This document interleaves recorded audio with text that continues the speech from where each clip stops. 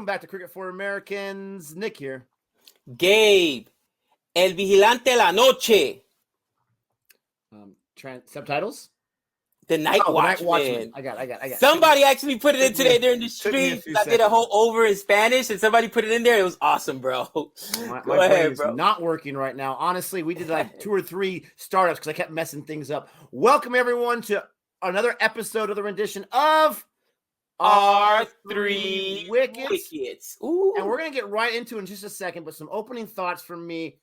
This is one, and my memory is not remembering anything besides CSK Mumbai from the first half of the season. So the statements I make are based on the second half.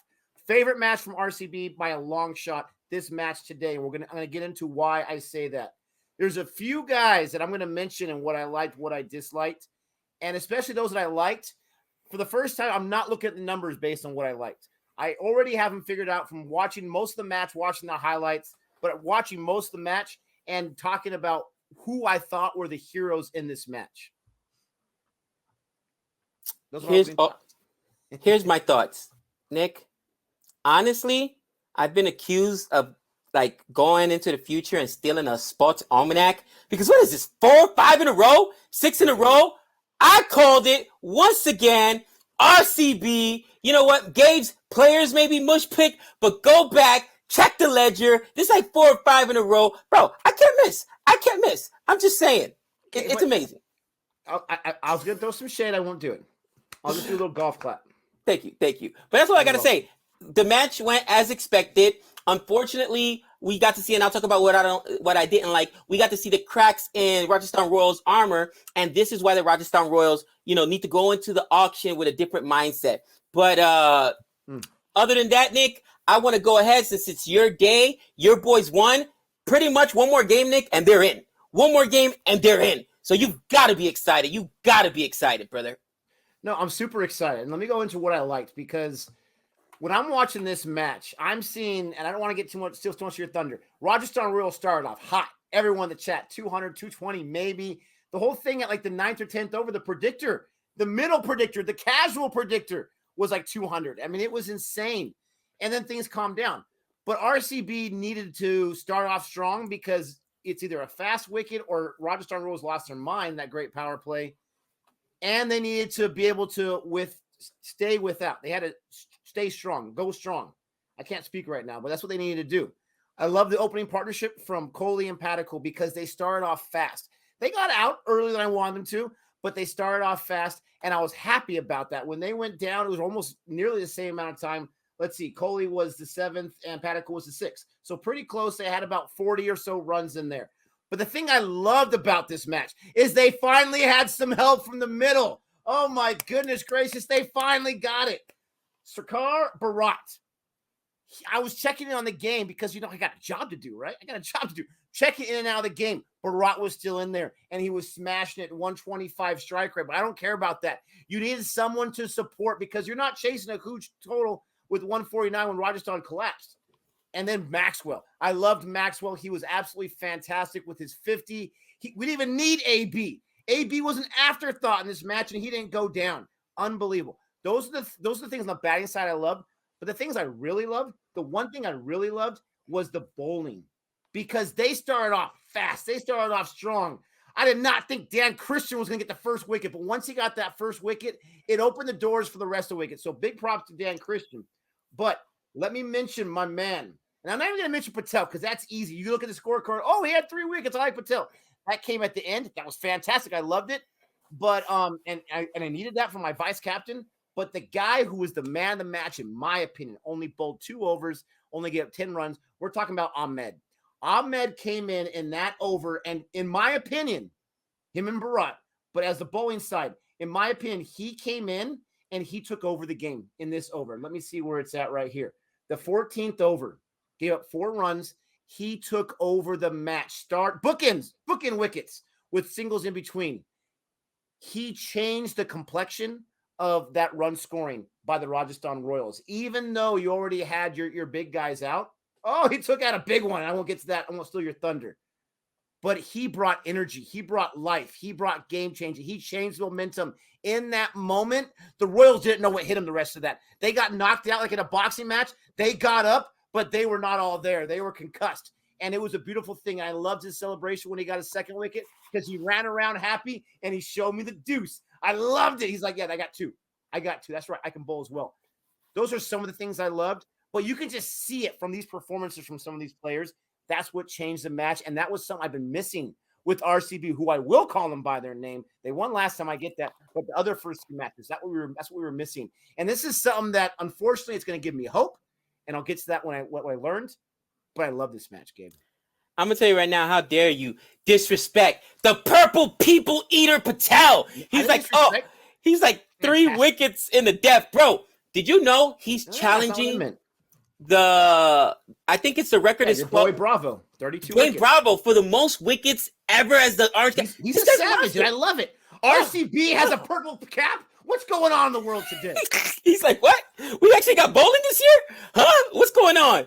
The purple people eater Patel cleaning up those wickets. And listen, I don't care where you get them, especially for fantasy. If you get them in the death, if you get them in the middle overs, if you get to open the overs, you're going to take it. So I love the purple people eater there, Nick. And like I said, when I heard that today, I was like, whoa, he's challenging my boy Dwayne Bravo. Didn't like it.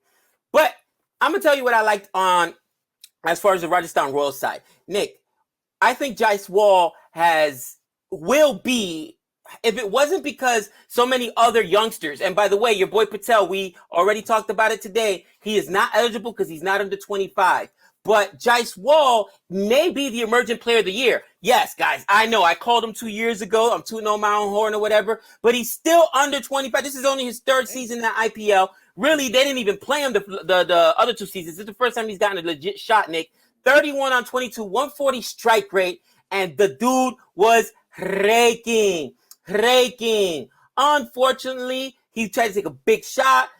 Christensen got him. That was the first wicket, like you said, and Siraj got him. But listen, at that point, we were like, oh my gosh, the scoring's not going to stop. Evan Lewis, my Caribbean boy, Evan Lewis, bro, he went to absolute work. 58 on 37, 156 strike rate, highest strike rate on this Rajasthan Royals. He was amazing. I love those guys. They put in work, and I'm telling you, Nick, for me, I think that, I know I say don't retain, I should say, foreign players, right? Don't retain foreign players. You can go out and get you some in the mega auction. But if you found your guy in Evan Lewis that can help establish those opening partnerships, then you got to keep him up there. And I really enjoyed it. Finally, the only bowler that I felt really was anything was the guy that got the wickets, and that's Mustafa Rahman. My boy got wickets early, Nick. It was ugly for RCB. I was thinking to myself, here I go. I mushed myself because I had said RCB is going to win. And Mustafa went and took out Padicle, and I'm laughing like, yes, Nick, you're done. Bye, Padicle. Bye, Patty, because that was your captain. And then a few overs later, bye, Coley. I'm like, no, there goes my captain. Mustafa, I hate you. So it was a love-hate relationship with Mustafa today. But other than that, 6 balls? There wasn't much else to like, cousin. It was ugly, this team. I don't know what else to say. And let me say this. Talk about Patel, how impressive his season is. He's got 26 wickets. He already has more wickets than Ty, who won the Purple Cap a few years ago. He has the same as Boovy. He has the same as someone else a few seasons ago, or Bravo when he won it a second time. So he's already in that, and he's already got only 11 matches under his belt. When Bravo got 32, he had 18. He had the whole plate, 18 matches. So Patel's going to get some playoff action. He has a chance to challenge that. You're definitely right about that. Very impressive season. I love Patel. I was just saying that was an easy thing to like, but you can't forget about Shabazz there.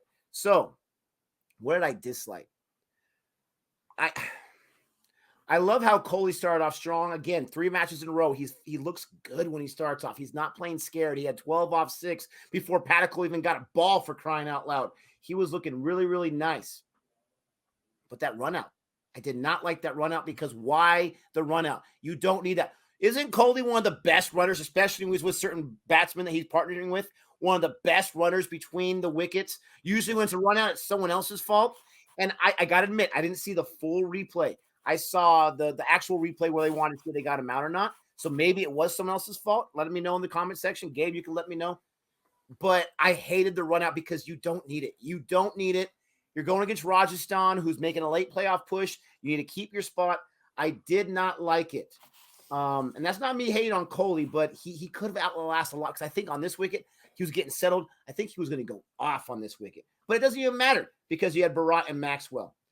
What else did I not like? We talked about the bowling a little bit, okay? We talked about the bowling. We got some expensive bowlers, right? You got Garton, but he got himself a wicket. You got yourself Christian. But I expect that because I see him in the BBL. He got himself a wicket too. You had Maxwell in there, 8.5. We only saw 2 overs. My point by saying this, it sounds like that's not a dislike. You're right, because there's not much I dislike on the RCB side for bowling. And how is that possible? I hated how fast the Rajasthan Royals were scoring like at will. It was insane. But they were able, the captainship, they were able to change the direction. They were able to make adjustments. So I don't have too many things I disliked. I loved how this match continued the way it started. And the only thing I disliked was just, that Kohli got run out. This was a match that I loved watching. Were there mistakes out there? Sure. But there was great. I mean, I'm going back to what I like. There was great fielding plays. I love that Paddock got, I think, 3 catches. Take that as my captain, baby. I love the fact that they were able to show up today. And that's how little I have for what I dislike. I really love this match. I mean, honestly, I agree with you wholeheartedly. There wasn't much not to dislike. I mean, the wicket was flat, bro. So honestly, this got chased down in the 17th over. Yeah. Like, they could have easily put up another 40, 50 runs if they wanted to. You saw how quickly Maxwell scored there at the end. So they could have easily put up a $180, a $190. So with that being said, man, this team is starting to look good. And I'm not going to lie, I'm worried. I'm worried.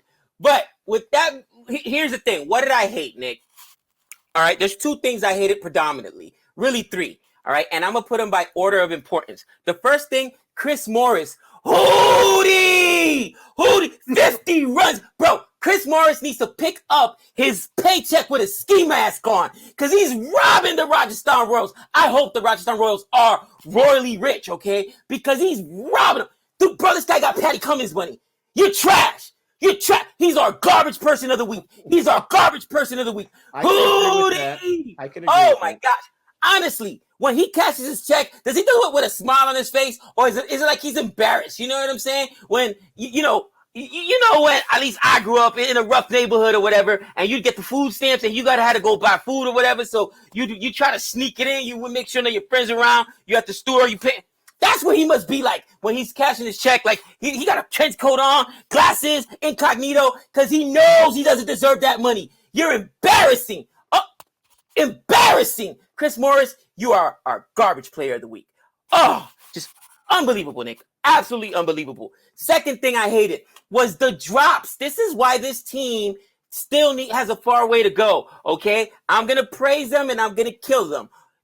Not that this was going to win them the game, but maybe Paddock dropped. One of the most prolific batters they have, Paddock, dropped, okay? Could have been gone in like the single digits, all right? Maybe that changes something.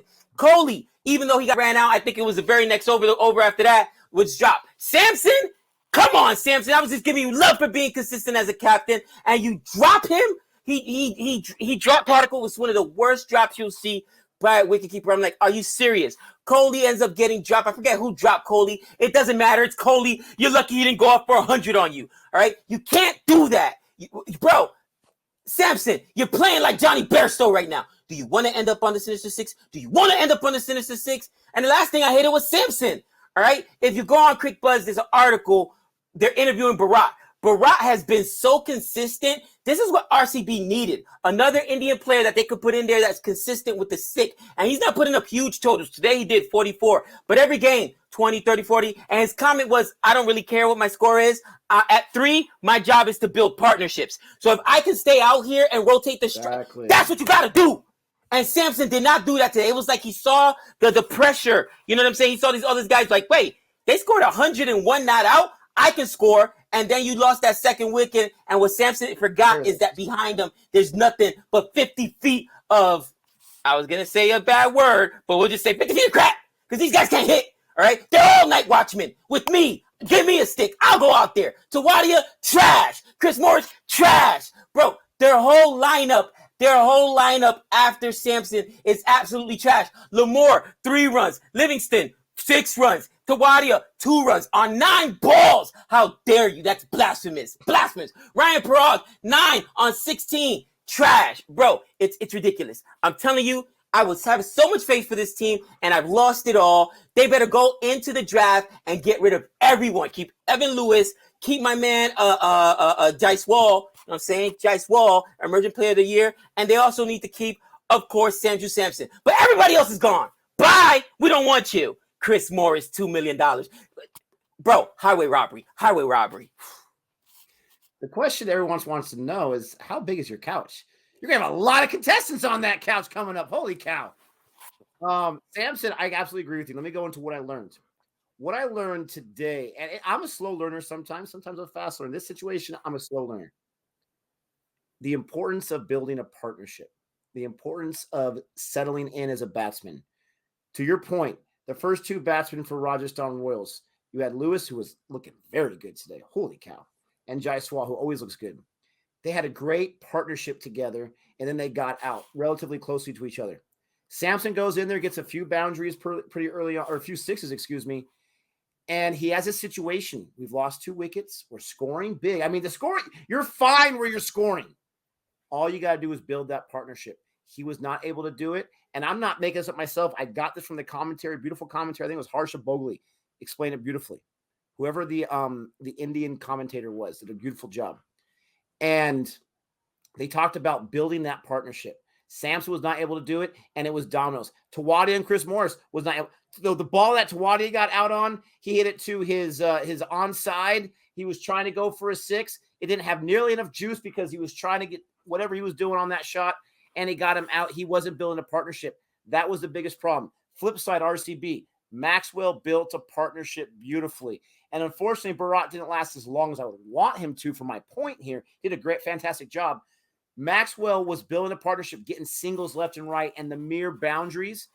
As soon as Bharat left, now I understand that there's a new partnership, but at this point, Maxwell was settled in. Maxwell was locked in. Max, like you said, they had plenty of time to chase.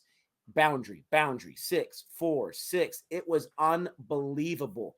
It was one of the greatest batsman performances that I was paying attention to on how he built his own. First, the partnership with Bharat, which was fantastic because they were able to chase a lot.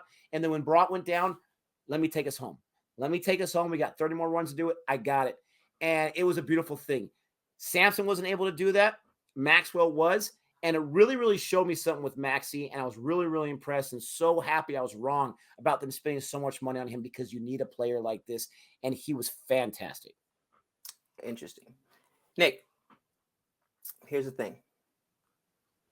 What I learned is really, really simple. And this is players can sometimes fake their way into a nice performance, fake their way into a nice check. And it happens in baseball all the time. A guy has a couple hot games, flash in the pan, whatever, gets a huge contract. Tawadia fooled us.